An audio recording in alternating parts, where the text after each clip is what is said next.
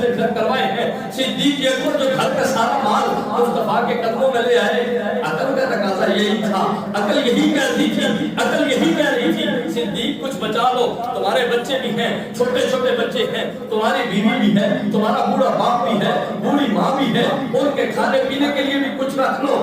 یہ عقل کہہ رہی تھی صدیق کچھ بچانا چاہیے، عشق کہہ رہا تھا یار نے مانگا ہے، صدیق اگر جان بھی مانگے تو جان بھی دیتا۔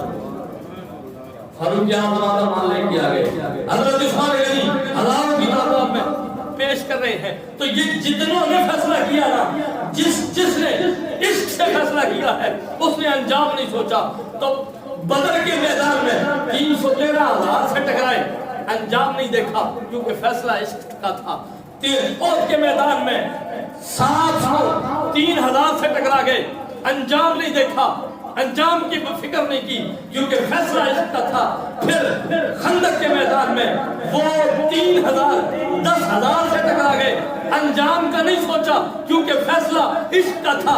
پھر حنین کے مقام پر 12,000 20,000 کے مقابلے میں آ گئے، انجام نہیں سوچا کہ ہمارا کیا ہوگا کیونکہ فیصلہ عقل کا نہیں عشق کا فیصلہ تھا۔ پھر دنیا نے یہ منظر بھی دیکھا، یہ سارے معاملات ہوئے۔ ابراہیم علیہ السلام آگ میں گئے، فیصلہ عشق کا ہے۔ ابراہیم علیہ السلام نے بیٹے کی گردن پر چھری رکھی، فیصلہ عشق کا ہے۔ اسماعیل علیہ السلام چھری کے سامنے لیٹ گئے، فیصلہ عشق کا ہے۔ 313,000 کے مقابلے میں آئے، فیصلہ عشق کا ہے۔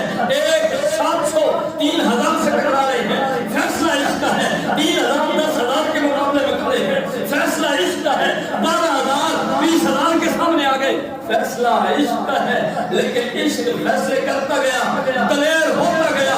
ایک وقت دنیا نے وہ منظر بھی دیکھا کہ ایک طرح 56 سال کا وہ ادھیڑ عمر کا شخص جسے دنیا مدینے میں امام علی مقام کہتی ہے، حسین علی مقام کہتی ہے، وہ حسین 72 لے کر، اور 72 میں کوئی 6 مہینے کا ہے، کوئی 18 سال کا ہے، کوئی 22 سال کا ہے، کوئی 14 سال کا ہے، کوئی 13 سال کا ہے، اور میں سے کسی کے پاس تلوار ہے، کسی کے پاس تلوار نہیں ہے، کسی کو تلوار چلانی آتی ہے، کوئی تلوار نہیں چلا سکتا۔ لیکن دنیا نے پھر یہ منظر دیکھا کہ اگر عقل کا فیصلہ ہوتا تو حسین نہ مدینہ چھوڑتا، نہ مکہ چھوڑتا، نہ کربلا کی طرف جاتا، کیونکہ مصطفیٰ بتا چکے تھے۔ لیکن حسین نے مدینہ چھوڑا، عشق کا فیصلہ تھا۔ حسین مکہ چھوڑ کے کربلا کی طرف روانہ ہوئے، عشق کا فیصلہ تھا۔ حسین 72 لے کر 22,000 کے مقابلے میں، یہ بڑی بات تھی کہ 313,000 کے مقابلے میں کھڑے ہوئے ہیں، یہ بہت بڑی بات تھی۔ 703,000 کے مقابلے میں کھڑے ہوئے احد کے میدان میں، یہ اس سے بڑی بات تھی۔ 3,000 10,000 کے مقابلے میں خندق کے میدان میں کھڑا ہوا، یہ اس سے بڑی بات تھی۔ 12,000 20,000 کے مقابلے میں کھڑا ہوا۔ لیکن دنیا نے یہ منظر نہ اس سے پہلے دیکھا تھا، نہ قیامت تک دیکھے گی۔ ایک بندہ صرف 72 لے کر آ رہا ہے، سامنے 22,000 کھڑے ہیں۔ یہ جو 22,000 کے مقابلے میں کھڑے تھے، یہ 72 کیا سوچ کر کھڑے تھے؟ انہوں نے عقل سے تو فیصلہ نہیں کیا تھا، کیونکہ عقل کو فیصلہ کرتی تو انجام سوچتی، انجام کو سوچتے تو یہ کربلا میں قدم نہ رکھتے۔ حسین فیصلہ عشق کا فیصلہ تھا، اور عشق اپنے فیصلے کرنے میں بڑا دلیر ہوتا ہے۔ عشق پھر سوچتا نہیں ہے، انجام کی فکر نہیں کرتا۔ اس لیے امام علی مقام کربلا میں 72 لے کر 22,000 سے ٹکرا گئے، اور دنیا نے پہلی دفعہ یہ منظر دیکھا کہ گردنیں کاٹنے والے کامیاب نہیں ہوئے، گردنیں کٹانے والے کامیاب ہوئے۔ ایسی جنگ بھی کوئی کائنات کے اندر جیتا ہے، جتنے بھی فتح کے عالم بلند ہوتے ہیں، جتنے بھی کامیابیوں کامرانی کے عالم بلند ہوتے ہیں، تو اس میں جیت ان کی ہوتی ہے جو غازی بن کے آتے ہیں، جو دوسروں کو دشمنوں کو مار کے آتے ہیں۔ عجیب حسین تیری امتحان کا بھی معاملہ ہے، عجیب تیرا فلسفہ ہے جنگ ہے، عجیب تیرا سلسلہ محبت ہے کہ تو 72 لے کر گیا، ایک بھی واپس نہیں لایا، اور 72 قربان کر کے بھی جنہوں نے کاٹے ہیں وہ ناکام ہوئے ہیں۔ جو کٹانے سامنے آج بھی اذان ہو تو نام ان کا ذکر ہوتا ہے، کلمہ ہو تو نام ان کا ذکر ہوتا ہے، نماز میں ہم قیام کرتے ہیں، رکوع کرتے ہیں، سجود کرتے ہیں، تلاوتیں کرتے ہیں، تسبیحات پڑھتے ہیں، سارے ارکان ادا کر کے تشہد پڑھ کے پھر ان پر جنہوں نے کربلا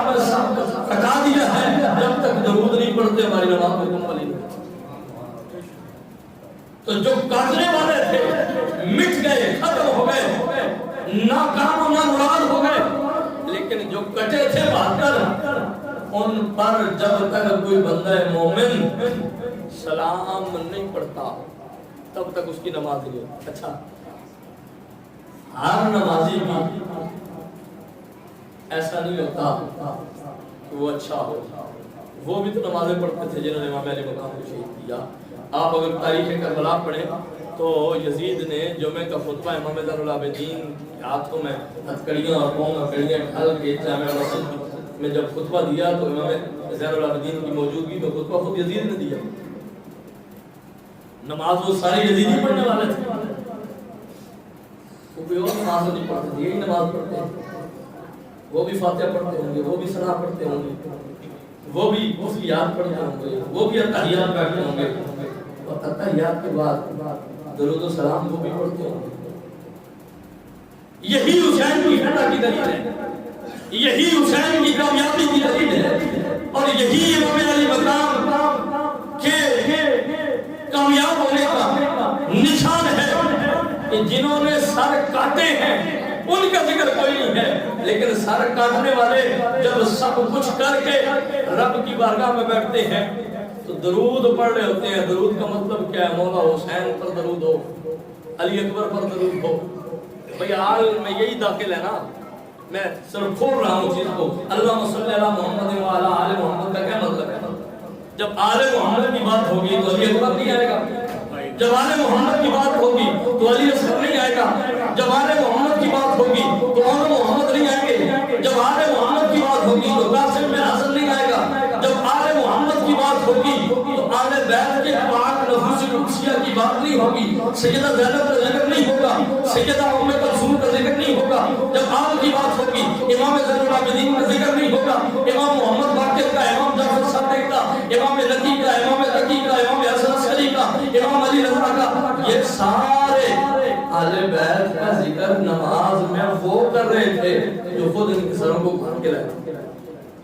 تو اس سے بڑھ کر اور کامیابی کیا ہو سکتی ہے کہ کاٹ کے سر بھی خود لائے ہیں اور فتح کے جشن بھی بنا رہے ہیں، لیکن جب تک ان پر درود نہیں پڑھتے تب تک ان کی نماز نہیں پڑھتے، اور اپنی نماز کو مکمل کرنے کے لیے، اختتام کی طرف لے کر جانے کے لیے جب تک یہ درود نہ پڑھیں اپنی نماز کو مکمل ہی نہیں سمجھتے۔ تو دوستان بتانے کا مقصد یہ ہے کہ امام علی مقام میدان کربلا میں جو امتحان دیا، یہ امام علی مقام یہ عشق کا فیصلہ تھا۔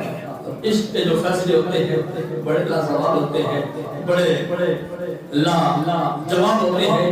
عقل جو ہے نا وہ نفع اور نقصان دیکھتی ہے، عشق نفع اور نقصان نہیں دیکھتا، عشق مالک کی رضا دیکھتا ہے، عشق یار کی راضی دیکھتا ہے، عشق یہ دیکھتا ہے کہ میرا محبوب کس میں راضی ہے۔ تو حسین نے یہ نہیں دیکھا کہ نفع کتنا ہوگا، حسین نے یہ نہیں دیکھا کہ نقصان کتنا ہوگا، حسین نے یہ دیکھا کہ اگر وہ علی اکبر لے کے راضی ہے تو علی اکبر پیش کر دو، اگر علی اصغر لے کے راضی ہے تو علی اصغر پیش کر دو، اگر اور محمد لے کے راضی ہے تو اور محمد پیش کر دو، اگر وہ جو ہے وہ عباس جیسا بھائی لے کے راضی ہے تو وہ پیش کر دو۔ کیوں؟ اس لیے کہ امام علی مقام عشق کی بنیاد پر فیصلے کر رہے تھے۔ دوستان محترم، حضور کریم نبی صلی اللہ علیہ وسلم کی یہ عظمت و شان کا عالم ہے کہ آپ نے امام علی مقام کی تربیت اس انداز سے فرمائی تھی۔ امام علی مقام کو آپ نے دین شریعت کے علوم افضل اس طرح کروائے تھے کہ امام علی مقام نے جو فیصلہ کیا وہ کمال کا فیصلہ تھا،